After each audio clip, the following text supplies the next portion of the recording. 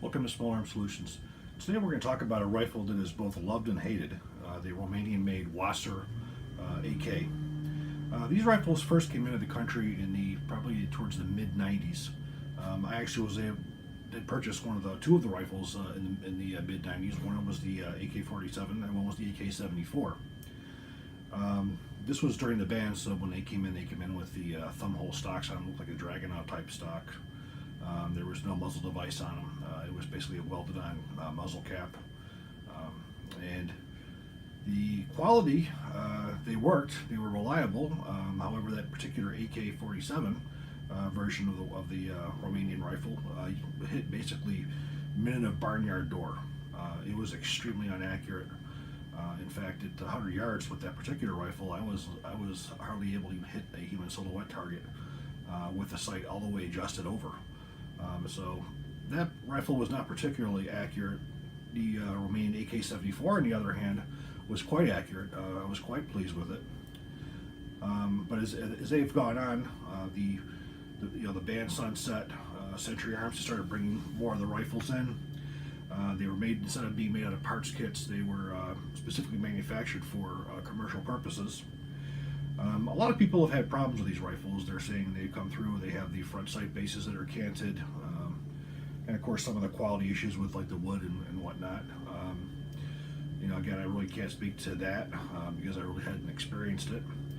This particular rifle is one of the new WASRs, Century Arms. They're no longer bringing these rifles in. I want to give you a little bit of background on the Romanian rifles. Romania started making these guns probably towards the 60s in that time period, and they are probably one of the closest you're going to get to an actual Soviet AKM. In fact, they were manufactured in Transylvania using Soviet machinery. In fact, they were trained by Soviet engineers to start making these rifles. At first, they just manufactured them for the Romanian army, and then they got into the export market. And because of the quantity they were able to put out, and for the most part quality, they became one of the largest suppliers of AKs in the world market. In fact, Middle East is one of their very, very large customers. During the first Gulf War, many of the AKs that Saddam Hussein's military had were all Romanian made. And then you started seeing some of their Tabuks or their homegrown rifles that were manufactured based off of a Yugoslavian type rifle. But these rifles are all over the world. And to my understanding right now, one of the reasons they're not being exported is because they're fulfilling large government contracts. But the rifle that we see here is probably about 2 years old. It was imported. Some things you want to take a look at. Again, we're looking at a basic AKM design. The biggest thing that stands out is the lower receiver. If you notice, the normal dimple here that holds the magazine straight's not there. There's actually two pieces of metal welded in place which keep the magazine straight. Another thing about this rifle is too, in order to import the rifles, the magazine itself was designed for the 10-shot magazine, which is a single column magazine. Once these rifles are imported into Century Arms, they actually mill out the magazine well, so it will take the standard 3-round magazine. And then what will be done is they will take the mandatory 6 parts of the 922R, has to be American made of an AK. They're replaced the trigger grooves, the piston, and some other components, so they keep with the legal, to make it legal, the 922R components. Again, for an AK type rifle, you have to have 6 American made components. The rifle is typical Parkerized. The magazines actually this magazine actually has an American made follower and floor plate. So we have those 2 components there: hammer, trigger, disconnector, and we also have the piston.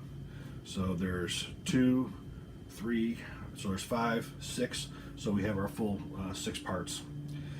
For as far as accuracy, this rifle, it's certainly better than my first. It probably still does around 3 or 4 inches at 100 yards using Hornady. 760 by 39 with the Russian ammunition is probably a little bit wider. Reliability, absolutely no problem whatsoever. We basically have Romanian wood. We have a Romanian pistol grip on here. The American-made trigger is quite nice for an AK. You can do better than that with some of the other triggers that are out there, for instance, the Geisley. This does have the standard gas block on it. The actual gas block is drilled in on an angle rather than straight down. We have the cleaning rod here as well, bayonet lug. And this is basically a rudimentary muzzle brake, which you see on here. For as far as flash is concerned, this thing is a flamethrower, especially with lower quality ammunition. What this does is it keeps the muzzle actually down. It blows the gas in this direction here, so for a right-handed shooter, it helps keep the muzzle more flat. For as far as the quality of the components, it's a typical AK. Everything is loose. There's nothing tight about it. You have a typical AKM 1000 meter, which is really optimistic for an AK. Front sight assembly, ribbed upper receiver, and also on the left-hand side we have the mount for mounting a scope or optic to this rifle. This has pretty much been standard on all the Romanian rifles since they started coming in. Again, quality-wise, it's fine. One of the parts I want to show you here is the sight adjustment on these things. It's on the front sight. There are many different types of front sight adjustment tools, but the Mac Daddy of all of the sight tools out there is manufactured by the company that is called Magnomatic. Now, this may look overbuilt, but in a lot of ways, it's built perfectly. One of the problems that we have with these is to move the front sights, they're pressed in place. Now, if this was rusted in place or peened or whatever, this could be extremely difficult to move. So having all the leverage that you would have with this would actually really be a heaven sent. So to adjust, you always adjust, you push the sight in the location you want the bullet to go. This will just drop right over. Make sure that you align it.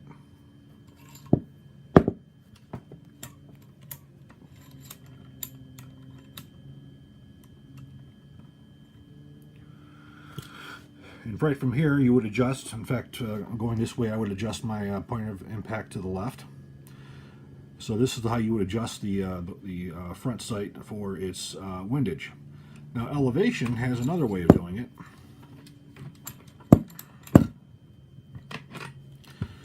If we look at the face of the tool, we actually have the adjustment for the front sight post.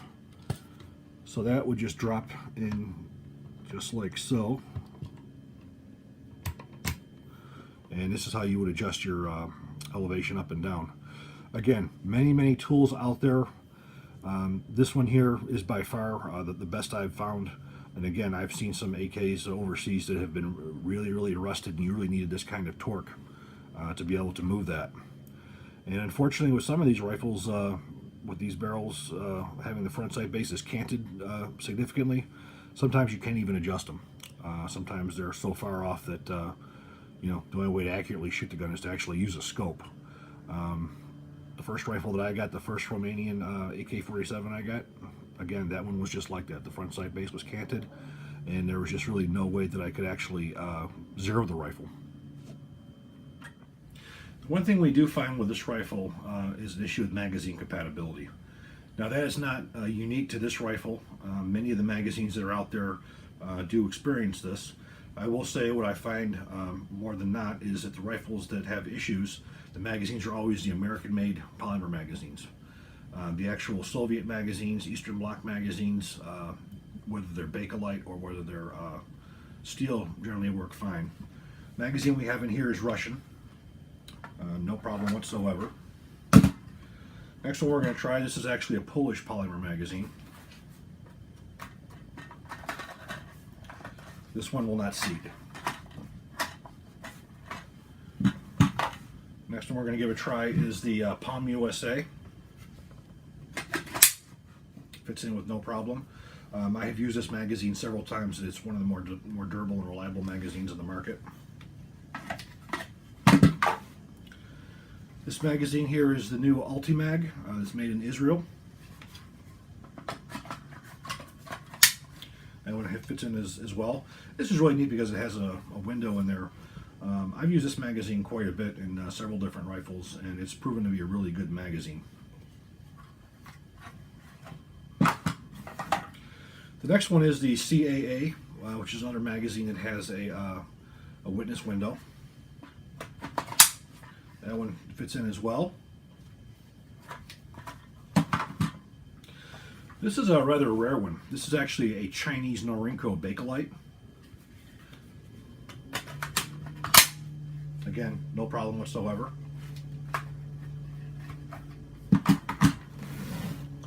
Here we have a Bulgarian. No, I'm sorry, this is actually a Pro Mag.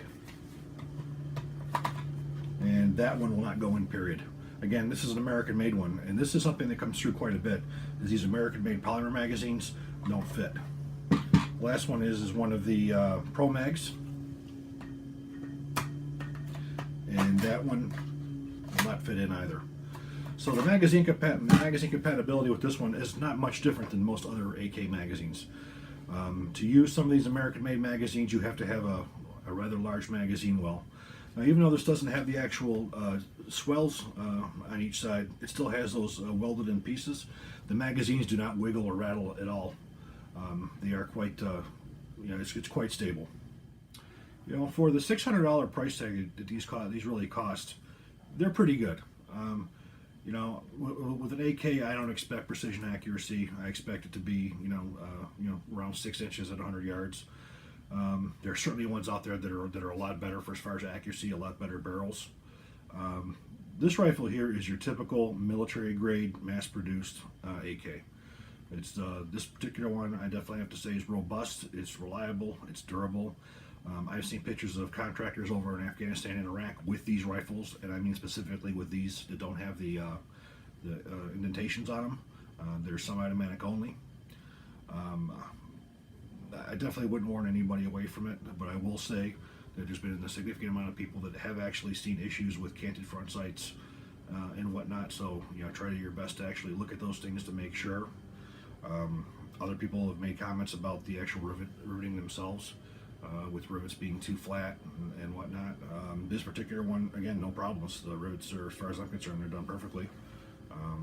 I took a nice building class from Vince Buckles on building AKs where he went over how to do all that, and this one here looks just fine. So if you're looking for a cheap AK, something that you're just gonna go out and have fun with, this is certainly a really good one. However, they are quite hard to find these days. Now we're going to go to the range and see how she shoots. We have some ammunition that was provided by Hornady as well as Wolf, and let's see how it works. Shooting the WASR AKM. This is Romanian made. It was imported by Century Arms. This is really the quintessential AKM. In fact, these are made off of Soviet machining, and it's I would say mid-level type AK. Very reliable. They're not necessarily known for being real accurate. This particular one, you can tell, is the current commercial one. There's no actual swell in the milled receiver or the stamp receiver. So we'll see how she shoots. This is the first time I've ever fired this particular rifle.